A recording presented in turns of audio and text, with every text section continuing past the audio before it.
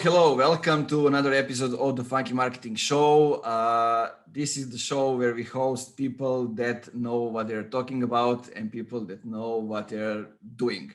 That's how I think of funky marketing. So this is marketing that actually gives results and that actually differentiates. So today I have a pleasure to welcome my good friend and one of the people that I consider talks in the simplest way about account-based marketing, about demand generation, about lead generation, about all those things.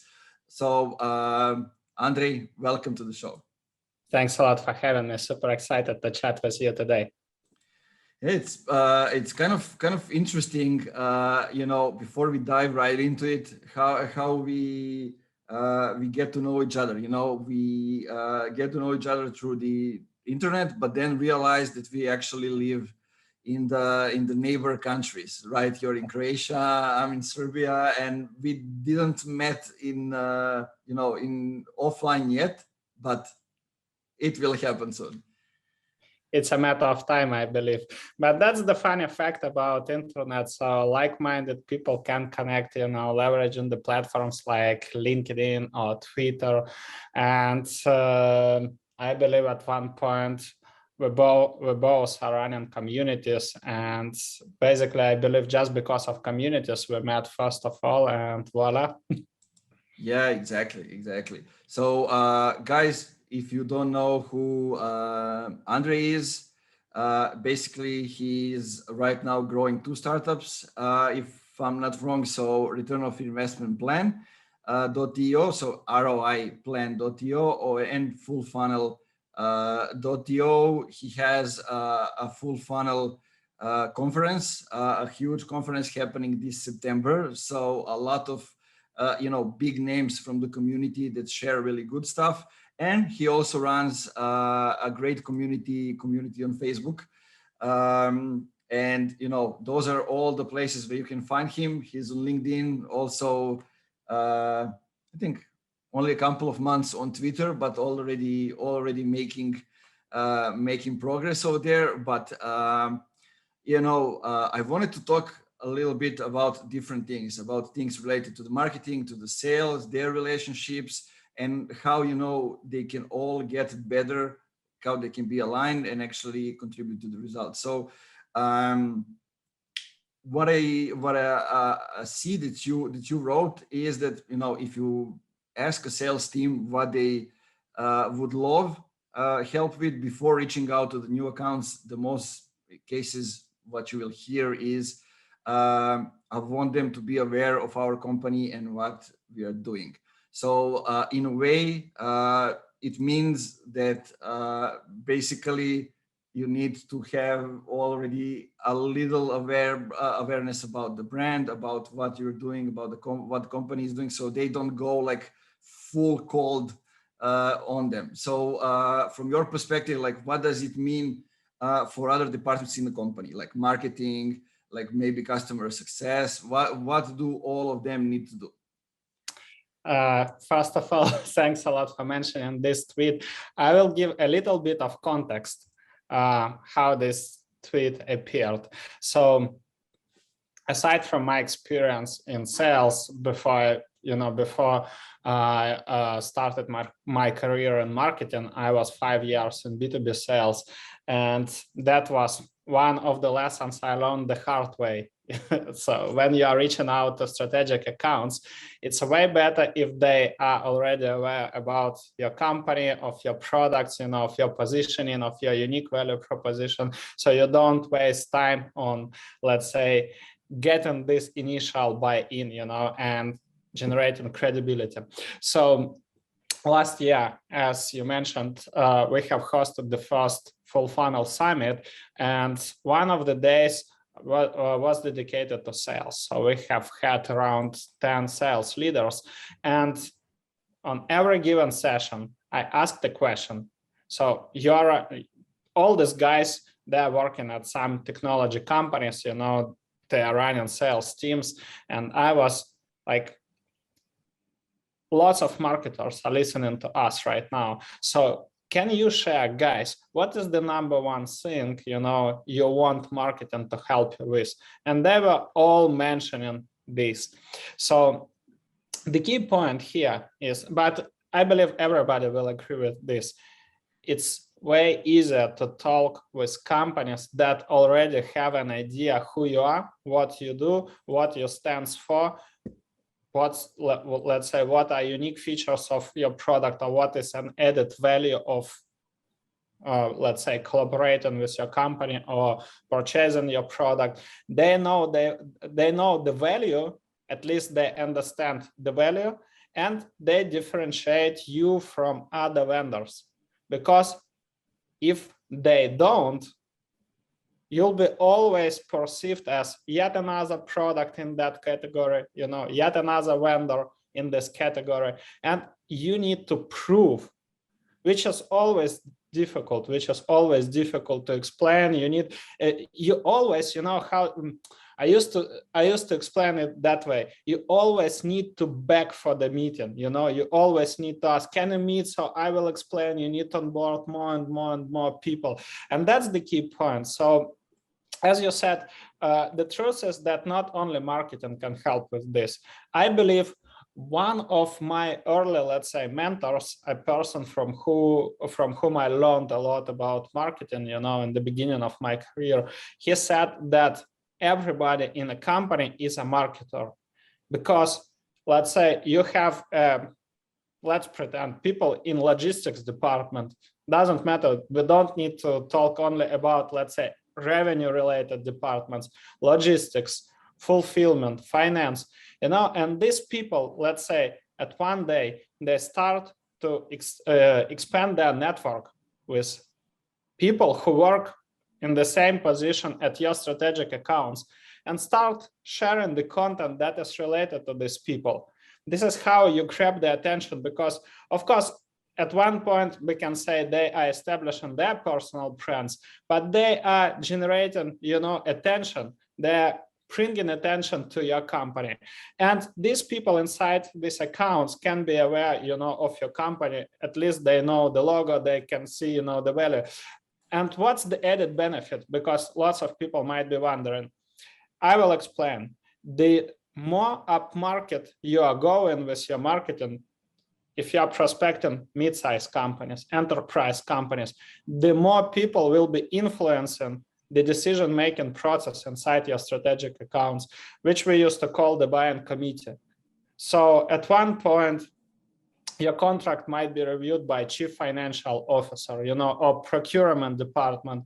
And of course, it depends on who you prospect, but you got the idea.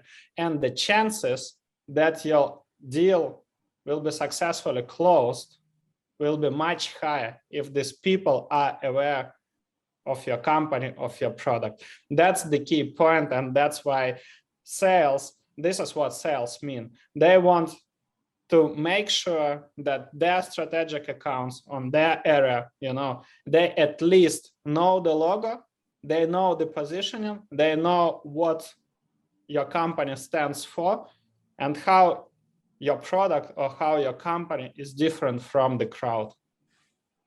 Yeah, exactly. And it changes the way marketing is doing their work, right? If that's the case, then marketing is not, you know, focusing only on MQLs or like not qualified leads, but they're instead focusing on getting qualified leads, getting the brand out there, spreading the awareness. So in that way, they are, you know, helping company get inbound leads, but at the same time, they are making it easy for the sales to actually sell, you know, not only those that are coming inbound, but also when they go and do the outbound, it's much more easier, as you already explained. And one thing that stood to me based on all that, like I often got a question like, who's creating demand inside the company, right?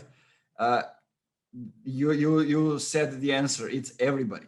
But for that to happen, like I think the role of internal marketing is becoming more and more important, because if we cannot sell it to our people inside the company, then how can we sell it to somebody else, or how can they explain it to somebody else? Exactly.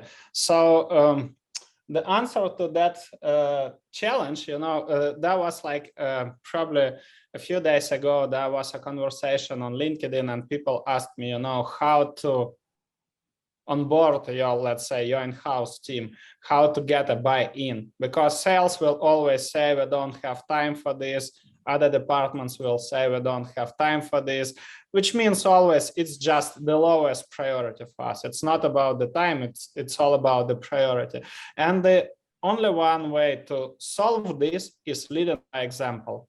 So either your executives should be doing this, or marketing should be doing this, and then sharing the results. And this is how they can onboard people. So that's the key point in start and demand generation programs. Yeah, let's continue with that alignment between sales and marketing, because like in many companies that we start to work with and that we talk with, when we first start to talk with them, like they say, marketing is doing like webinars, events, getting leads, and then like sales is maybe using that leads or few of them to qualify them and then see which of them are sales accepted leads, then qualify, and then they go through it, and then like when somebody clicks on a schedule a demo or something like that, then they goes directly to sales. But in most cases they don't cooperate with each other. They just exchange information when it comes to contacts, like exchange, these are the leads that we have, you do whatever you want with them, no feedback, no exchanging things. So I know that you are doing something else that everybody else are doing related to the webinars. So maybe that can be a good thing to to kind of get more deeper into that, because you are not reaching out to everybody that's watching the webinar, right? You're doing something else. So maybe you can explain better how the process goes when you run the webinar. Yes, absolutely. So before we'll touch the webinars, I suggest to quickly talk about the issue you mentioned. When marketing are working on MQLs while sales are working on SQLs, that's a red flag for me. And this means this company might say whatever they want, but the key point here is that they don't have a go-to-market strategy. Because when it comes to go-to-market strategy, it's not about MQLs or SQLs, and nothing wrong with MQLs. What's wrong is how this, let's say, first of all, these are not leads, these are contacts, and by default, all accounts, first of all, these accounts that you're prospecting should be marketing qualified. Otherwise, they shouldn't be on your list if they're not fitting your ideal customer profile. That's the first point. So secondly, what are the key elements of go-to-market strategy? So segmentation, you need to focus on specific segments, ideal customer profile, and both teams should have an alignment, should have a, let's say, mutual agreement on the ICP criteria. Then positioning and unique value proposition that is tailored to your specific vertical and to your specific ICP. Next, your sales process should be based on how your customers are buying, not how you tend to think they are buying. Because companies, what I used to explain, lots of companies have naive funnels saying, okay, so I will run an ad, I will send an outreach cadence, and I will have lots of demos, which is not true. So, and then marketing gets a metric, which you used to call MQL. So they say, okay, what is MQL? Probably we'll just, make our ICP criteria broader, saying that all startups from North America is a good fit. And now you have a huge challenge. So lots of things that companies are doing have nothing with how their customers are buying. And that's huge problem. So this sales process should be based on how customers are buying. And now coming back to the webinars, it could be a part of a sales process, sales and marketing process. And when it comes to webinars, one of the biggest mistakes, is not realizing that webinars, the same like articles, case studies, can be dedicated to different, let's say, stages of the buying process, because there are webinars there could be one-to-one webinar with your strategic account, which is like dedicated. Let's say I'm running I don't know, just a quick example. I will create a webinar for Funky Marketing, how to expand their businesses, let's say in South America, just something that came to my mind. And that would be highly relevant to you. Yeah, so I will have your team, but it will be one-to-one presentation, and it won't be relevant, let's say, to another company, because we'll be talking about your current situation. So next we have webinars for the vertical, and these webinars could be, again, you could do a webinar for in-house champions, the job role. So in our case, in-house champions are chief marketing officers, head of growth, etc. And we can talk about specific things, let's say one of the webinars we were doing for this. So on this topic, so we just we made a list of accounts, of people from strategic accounts that fit our ideal customer profile. Me and my co-founder Vlad. So we reached out these people and we asked the question, so what's your number one challenge and top priority, right now? And they were saying, let's say I won't name all the replies, but the number one reply was like, we have a good growth process on our local market, but we have a real challenge to expand our business outside of our market. So we created, we said, every time we said, thanks a lot for sharing your insights. Would you like, if we'll create a webinar on this topic dedicated for marketing teams, would you like to attend? So let's say majority said, yes, that sounds interesting. Some of them said, no, I don't want, but voila. So next we created a presentation. It was a closed event. I didn't promote it on LinkedIn or, on any other platform. So we invited these people and voila, we were talking about this specific challenge. And as our call to action was like, if you'd like, we suggest, 30 minutes one-to-one consultation, so we can exchange ideas, we can dive deeply into your situation, brainstorm how how it can be solved, provide more, let's say, more ideas on the concept we was explaining. So that's another thing. And finally, you have, let's say, top of the funnel webinars where lots of companies are making mistakes. So traditionally, all of them are not doing the two types of webinars I just mentioned, one-to-one and one to specific job role, let's say, from your target vertical. Traditionally, all of them are doing top of the funnel webinars. And the key point for top of the funnel webinar is that it should be 100% educational. This is where you need to share your knowledge, share your expertise, share some solutions to the challenges your target accounts might have, because most of the people that will attend this webinar, they don't have an existing need, they don't know your company, and you need to get their trust. You need to create this credibility. What most companies are doing, they tend to think, okay, but it's all about attribution. That's an opportunity, to generate leads. So everybody is thinking about leads, which is wrong, not in terms of opportunities, but in terms of leads. So instead of sharing the concept, instead of educating their market, they start pitching their product. And lots of people are leaving these webinars because nobody wants to listen to the pitch. I don't know, maybe we can make a poll the other day and ask people on LinkedIn, do you like to listen to pitch? But I believe majority will reply no. So that's the key point. And then what they are doing, everybody who sign up for the webinar, they tend to think as a lead.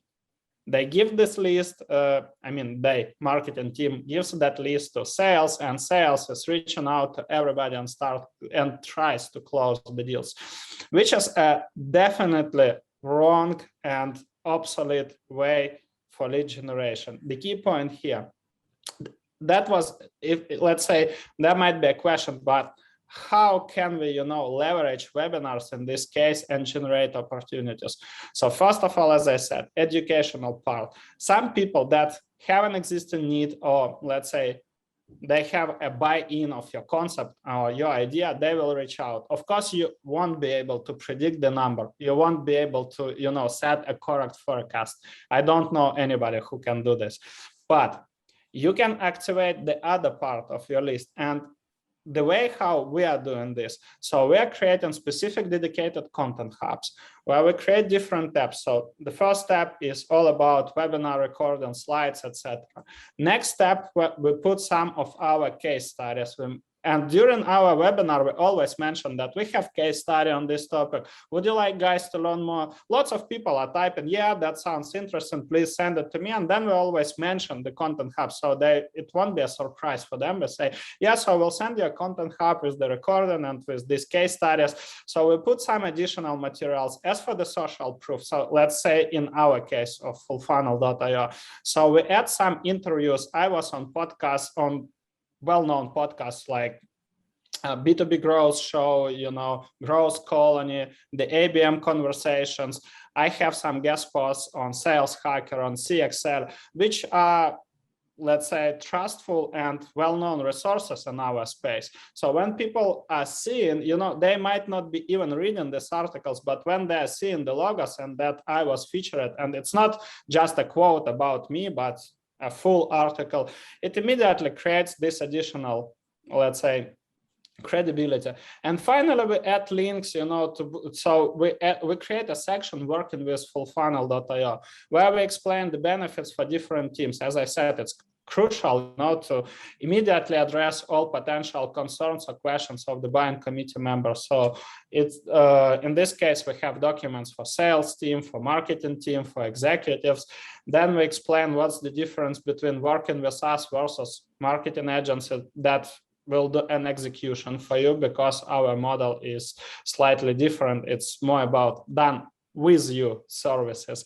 So these sort of things. And finally, we have a link to our calendar where they can book a call. Some of the people, so then we share this content hub. Some of the people are booking the calls right from the content hub. But the key point is that we see the engagement. It's let's say a technical question. I can describe, of course, how it works, but anyhow, so we track the engagement. We see who has visited the content hub, what articles or what pieces of content did they consume, how much time did they spend. We have a specific threshold for us, which means, let's say, if person checked, we have, let's say, a checklist of documents they should check, and the time they should spend in the content hub. And then we add this company to our CRM. And then we do a very simple follow-up saying, let's say, if you were visiting this, and let's say you checked a document benefits for executives, and you checked, let's say, my article on Sales Hacker on how to create a go-to-market strategy. Then I can reach you out and say, hey, Nemanja, how did you enjoy the webinar? Can you please share with me the feedback? And of course, I know if you has attended or no. So that's the first thing. And so I'm working right now on go-to-market strategy. If you want, we can have a quick chat. I can share my experience on how we are, let's say, create and go-to-market strategies for marketing agencies like yours, just to give you an idea. And that's the point. That's the lowest, let's say, and not, not pushy, sales touch, not spammy sales touch on bringing these people to the call, where you can explain more concept, you can qualify them by asking some additional questions and see if there is an opportunity. And this is the same framework, so I try to describe it as deeply as possible. This is a framework that we use with all of our clients. Yeah, sounds good. I remembered while I was listening to you, like when I was working in B2C, and we were organizing, huge events. I think those were first online events about marketing automation in these ex-Yugoslavia, countries. But as a warm-up, we used webinars. And one of the things that we wanted, to have as an insight, as an agency that is organizing the conference and the events, to see how much influence can those people that we invite on the webinars, have. And, a lot of them were huge influencers on Instagram, some of others, but, data shows everything. Like one of them shares just one story and we get 500 people on the webinar. Others, don't even bother to share. Others share on the email list, so we get people from the email. So in that way, we could have segment who out of those people we need to call again for the conference, or those kind of things, just to give people another maybe perspective of how webinars can be used. You give them 2 or 3, now one more, but thanks for sharing this. This is very valuable, and I think a lot of people are doing it wrong, because like not all the people who attend the webinar are leads. They are just people interesting to learn more, to be educated. This is what I always say. If they were interested in your service, they'd either call you or reach you out and just booked a call with you just from your website. That's exactly.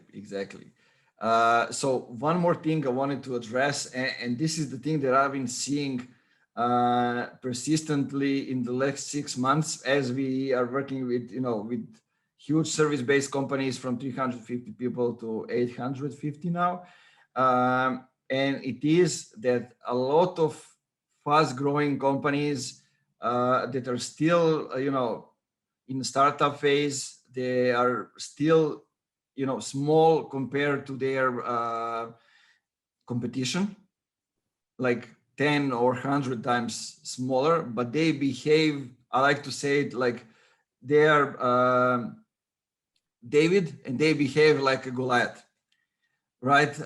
And I saw that you were talking about it also on Twitter, how like small companies act like the big ones. So I wanted to ask you to kind of extend on that and maybe go into that topic.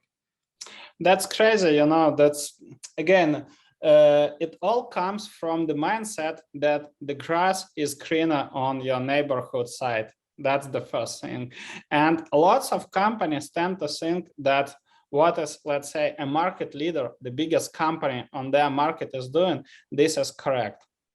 This might be correct for this company, but you don't know the context. You don't know the in-house goals. You don't know the strategy. You don't know the skill set inside this company. You don't know what they were doing when they were in your shoes, at that time. You don't know what mistakes did they do. And this is how companies are ending up, because let's say if HubSpot is publishing thousands of articles, this is what we need to do. We need to have the biggest blog on the web for our topic. If other company in your market is doing webinars, voila, this is what we need to do.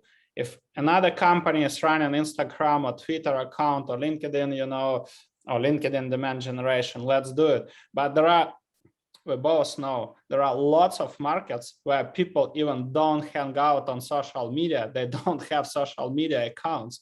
For example, if you're prospecting engineers from manufacturing companies, in specific markets, these people even don't hang out on social media, so they might, and that was funny, just to give you an idea, aviation industry. Lots of these people are hanging out on old-fashioned forums. So you can hire the best Instagram marketer or the best Twitter marketer or whatever, but you'll be wasting money and time because you're prospecting on the platforms where you simply don't have your target audience. So yeah, exactly. And I'm seeing a lot. So sorry for jumping in. I see a lot of people, saying, okay, our customers are on LinkedIn.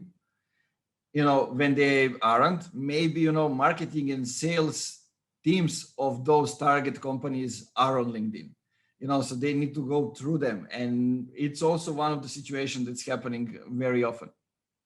Yes, absolutely true.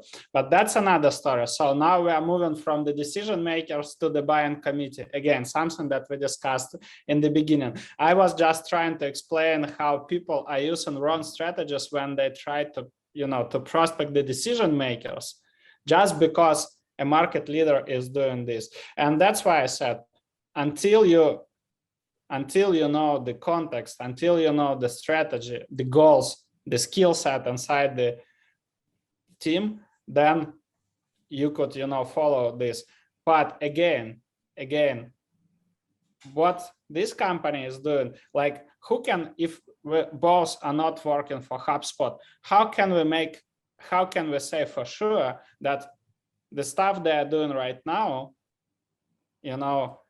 generates additional revenue? We don't know the margin, we don't know P&L report, we don't know their profit and losses. So how can we say? We see only the surface. We can say, okay, this is because there are lots of articles, especially content marketers, those who are starting out, they love to publish case studies about well-known companies, about their traffic data, etc.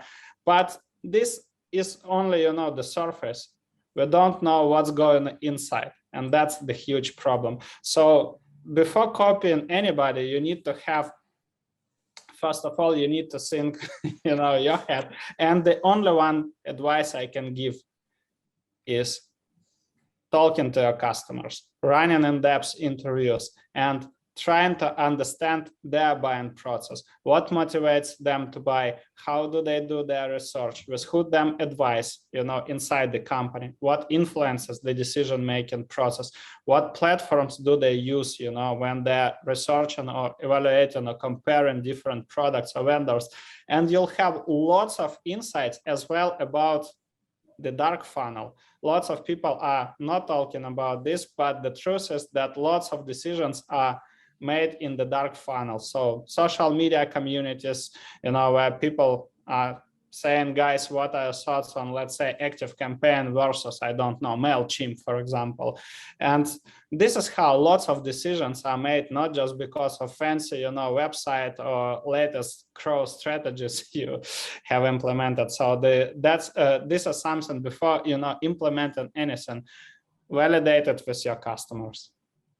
Yeah, I was smiling because at the moment I'm writing the article about the dark funnel for the Rev Genius community. And, it seems a lot of people are talking about it, and that's good because it seems like people starts to understand, no matter if you call it dark funnel or something else, but things that we usually cannot measure or we don't measure, so it's not only focusing on performance metrics, but also the metrics that can get us to some place in the long run that will mean that we actually understand what we are doing in a way. That's absolutely true. And, it doesn't matter. We can call it, as you said, dark funnel or whatever. For me, it's just the decision-making process and the buying process of our target accounts. And the more customers will be able to interview and talk about this, the better insights we'll have and the better marketing and sales process we can create, and we can influence, if that, as you said, for example, if you're prospecting marketing and sales teams and that Revenue Genius is #1 community where they're asking these questions, this is where your marketing or marketing team, or somebody from marketing team should spend some decent time answering these questions, connecting with these people. And this is how you can influence the decision-making process. There are tons of conversations about influencing the decision-making process, but I rarely have seen good examples of companies that are doing this. Yeah, exactly. And okay, going into that direction, I think we have a nice little flow. So one thing I wanted to ask you, when you start working on with a SaaS company, let's say, looking at SaaS companies, I see that a lot of them are making mistakes on what they should invest in first. So some of them think, about it as, we should start a podcast. Some of them think, okay, we should create content, we should start a blog. but they don't look it from a perspective, the first thing that we should do is, we should start generating revenue, right? What is the core engine that will get us somewhere in the short run, and what is one that should get us somewhere in the long run? So when you start talking about those things and the way you look at them, what do you suggest, or what do you do, when you start with them? So because I can see a lot of misunderstanding over there, and a lot of people and a lot of companies sharing different things. And when we start working with SaaS companies, a lot of them say, like, fuck optimizing, fuck analysis, can you just do the content, can you just do the advertising, and those are the companies that have been doing advertising before. So it makes no sense for us not to analyze what they have been doing good, what they have been doing bad, how can we improve, those kind of things. So what's your experience? You nailed it. You nailed the issue. So that's indeed a problem in many companies. Again, one of the root reasons we have already described. So the grass is greener on the neighborhood side. So copying others without knowing the context and goals. That's the first issue. Secondly, to be honest, all marketing strategies are working. There are no, I don't know any strategy that doesn't work, because but what's the key point here?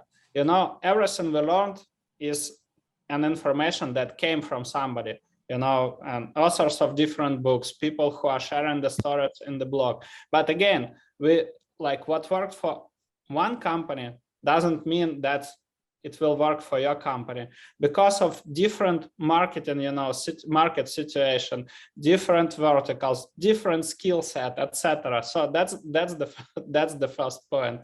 So secondly, as I said, the first step would be always developing or refining your go-to-market strategy, and the only way how to refine it is interviewing your customers, running this kind of in-depth customer interviews.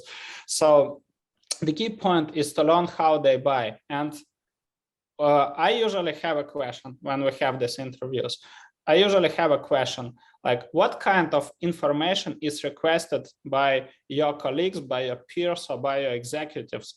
As well, when you are searching, I'm asking, like, what are the industry events you are usually attending? This is how I can identify, the top of the funnel challenge channels. Sorry. So, what were the recent events you attended that you really liked?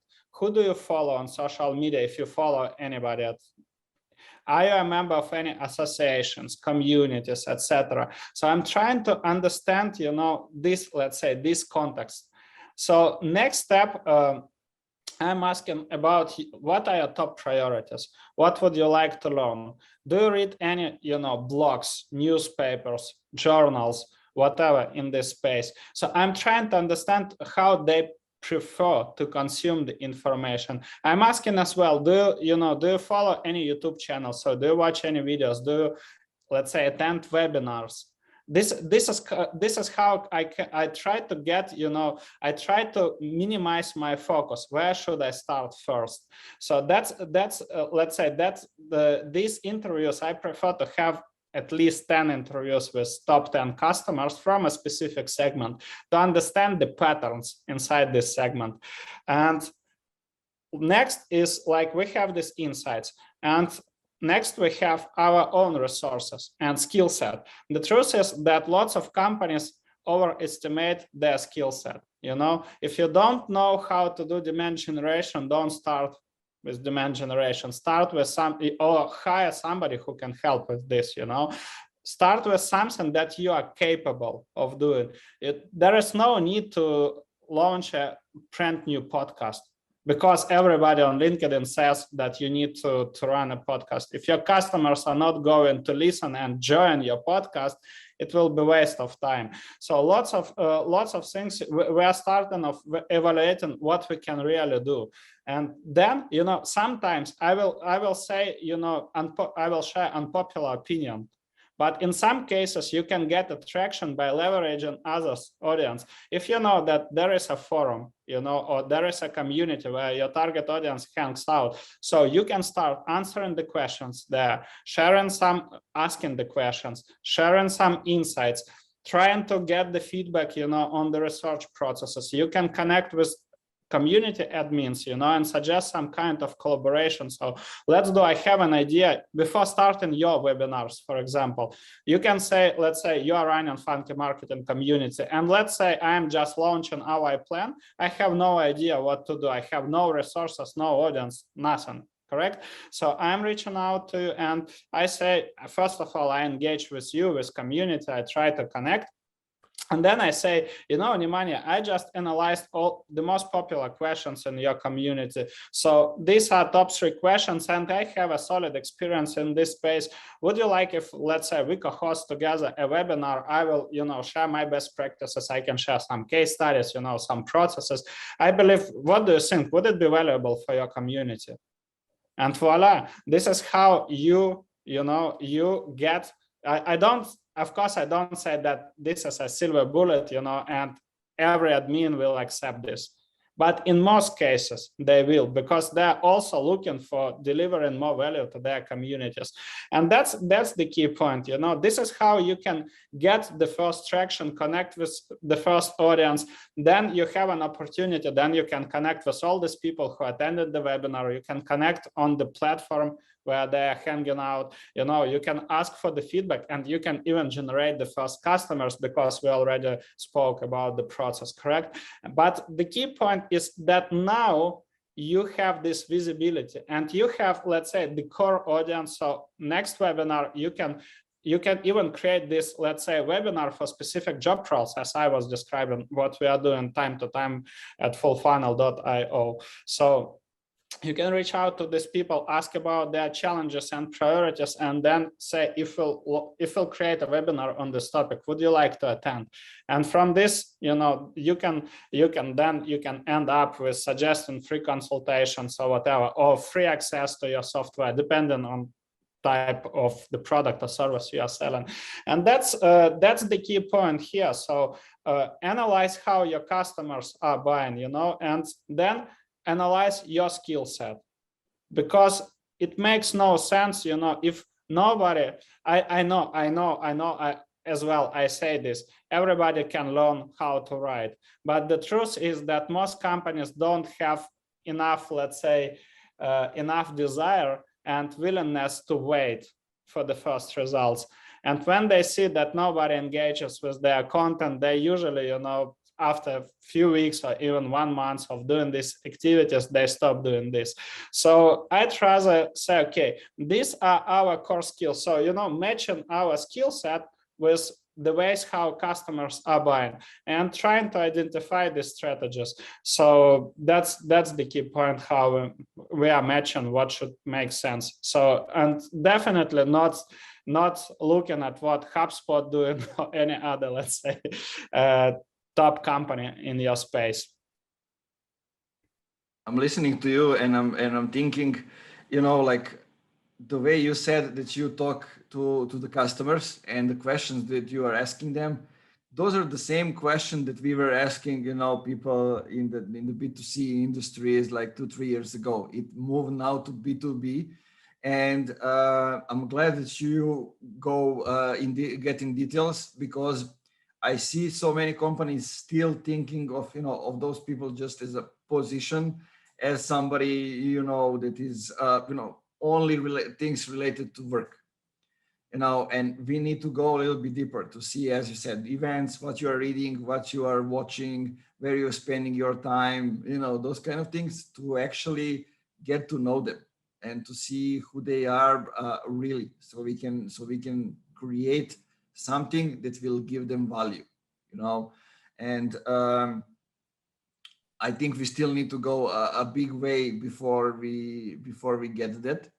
But okay, we are moving in the right direction, as the song say. And there is one more thing, I would like to emphasize. So right now we were talking mostly about because, you know, when it comes to go-to-market strategy, it all ends up with lead generation and sales processes. So we were talking about just one part of your go-to-market strategy, how you can find the right, let's say, marketing activities or right marketing campaigns you should start with. But at the same time, what is quite often missed? What is missed is that right now we were talking about ICPs, yeah? So you want to generate sales opportunities, but there are 3 more audiences that you need to build a relationship with. And, you know, the first audience is what I used to call engagers. These are people on any given platform. You'll find these active people who are, let's say, even if it's an old-fashioned forum, not a modern community, you know, it's a person who asks the most questions, answers lots of questions, liking, commenting, engaging, etc. And there might be a question, what's the benefit? Because how can I attribute this to my revenue? You know, again, all comes from the attribution and lead generation mindset. But the key point is that these people, they're connected with your target audience. And if you build relationship with them, they can recommend your company. This is what happens quite often with us, with full funnel. They can mention you, you know, whenever something, so in our case, we are, let's say, associated with account-based marketing. So whenever somebody asks about account-based marketing, lots of people refer to me or to Vlad. So that's the first idea. Secondly, we have an audience which we used to call co-pilots. So these are the companies like me and you. So we are serving different audiences. We are providing different services. We have different business models. We are not direct competitors. And that's the key point. But with, let's say, in general, we serve this specific audience, and among our networks, definitely, let's say, if we'll combine our networks, we'll have our ICPs and yours ICPs, and this collaboration. So I'm right now on your podcast, you was on my podcast, you was on my summit. So we do lots of collaboration. We engage with each other on LinkedIn, we recommend each other. And that's the kind of collaboration. So this is how we generate additional opportunities for our businesses. And again, considering the, let's say, opportunities that might come, a company from your network who has no idea about fullfunnel.io might be referred by you to us. They can check several of our case studies, and voila, the sales cycle length significantly decreases. And that's the key point. And we can do these collaborational webinars, introducing our audiences to each other, you know, and expanding our networks as well. And finally, you have asset owners, we used to call. So these are people that are hosting niche podcasts, running niche communities, running blogs, etc. I have already described the way, so by using an example of Funky Marketing community, how you can engage with these audiences. You don't even need to have an established one, so you can leverage others' audiences. And that's the key point. And these are the parts of your marketing activities. But this is what we used to call brand marketing. It's also a part of demand generation process, correct? But lots of people, lots of companies are not doing this just because they can't attribute these activities to revenue. And it seems that it's not a revenue operation. It has nothing with revenue, but the truth is that it has. Yeah, it's well said, and thanks for bringing this up. I mean, I think basically, if you want to leverage LinkedIn at the moment or Twitter, that is the way to go. Like you just described 3 audiences that they need to go. Then maybe the 4th one is the fast raising newcomers that are just now on the platform and they are growing fast. So you want to get on that train. Engaged people, the first group that you said, in many cases, that's where you start. And it's not the same as you are going, finding your ICP somewhere. This is how we defined it. Then we're going to go to LinkedIn or Twitter or somewhere else, type into the search and start adding those people. that's actually not the best way to go. That was somewhere else, but then you start, you define who are people, as you said, like you and me, who are your peers. Let's call them maybe influencers in the specific areas. Then you find who are active people, engaged people on their posts. You start adding those people, and then you extend even with other people. But just to kind of get it more practical for somebody if they want to do it, and basically that can change the whole game for somebody. Only by doing that, if you have the quality content, that's the one of the most important ingredients, so your peers can recognize you and somebody who knows what they're talking about. That's absolutely true. And remember, when you asked me about what makes sense to launch first, I said, aside from, let's say, aside from customer interviews, you need to audit your skill set. Because if you don't have, that's the problem. I believe you have seen this as well. Lots of B2B companies, let's put marketing and sales, let's say MarTech and sales tech vendors. Let's put them aside from this. Let's take a look on fintech, on logistics, on some traditional verticals. People have, if I can say it, live, they have shitty blogs. It's all about, 5 paragraphs. Hey, we are super happy to announce this new feature or this press release or whatever. Or they post something. Let's say it was, I will give you a precise example. That was crazy. That was really crazy. Quite a big software development company that are prospecting, let's say before we started to work, they were prospecting a huge audience, startups from North America, which means, they are operating in one size fits all mode. But I was doing the audit, and when I started to auditing their content strategy, so I opened the first blog post, and this blog post was all about why should you create a mobile app. So I'm like, guys, do you really believe that CTOs from your target companies have no idea why they should create a mobile app and they would like to read this article? This is crazy, and this like 5, like they mentioned 5 benefits, like reaching out to new audience, improving, let's say, customer experience, and blah, blah, blah. And then we can create any kind of mobile app for you. Just reach us out and we are going to help you. This is crazy. This is a waste of time and money. That's the problem. So if you don't have a skill set, find a good content marketer or a good content marketing agency that can write for you articles that not only will resonate with your target audience, not only educate, not only share expertise, but also attract the attention and, let's say, position you as an expert in this specific space. Quite often companies, tend to think that, I know one of the biggest mistakes, I learned this the hard way, and it took me years to let's say, be comfortable with this idea. Lots of companies, because I did this mistake as well, lots of companies tend to hire young people, because they're cheaper. But the truth is, and this is what I recommend everybody to do nowadays, try to hire the best and the most, let's say, when it comes, the most affordable person with the best skill set you can afford. And then you can get the best results. So that's the key point. Try to find the best with your budget. It always, if you think that you'll pay more, you always need to think about, let's say, the ROI, the outcomes, because you can pay less, but you get much worse results and you can just waste of time. While money can be recompensated, you can earn it with different activities, you won't be able to compensate the lost time.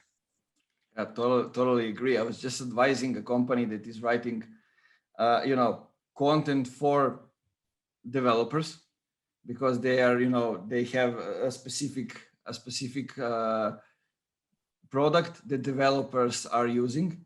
And, I told them, why don't you hire a developer to write the content? That would pay them as developers. pay that person as you would pay the developer. Just find the one that is willing to write. A lot of them are willing to, change things a little bit in their career, and that can be a great fit. And it can go to every industry or niche. It's sometimes it's better to find a person that maybe is not a writer, but somebody that is familiar with the topic, and you can get them to some technical things and get them to write it. But yeah, generally what you said, I totally agree. Especially now, I see the whole market is moving, changing. A lot of people are changing positions, and there are a lot of highly skilled people available for maybe less money that they would be available like a year ago, because of the remote work and all the changes. And I think it's a great opportunity for all of us to find better people for our team. Absolutely true. And as well, what, if we can find at least one positive outcome from COVID, it could be that lots of companies learned the hard way the remote work, and now they understand that they are not limited by their local region, so they can attract, they can hire talents across the globe. And we both know we have lots of talents in Eastern Europe, let's say in our parts on Balkans. We have lots of talents that will cost way less than people in the United States and Western Europe, and they can quite often outperform the skill set that is available in your local market. So you just need to expand the horizon of your searching. Yeah, you got me to the last topic there. I just wanted to jump in for a few moments.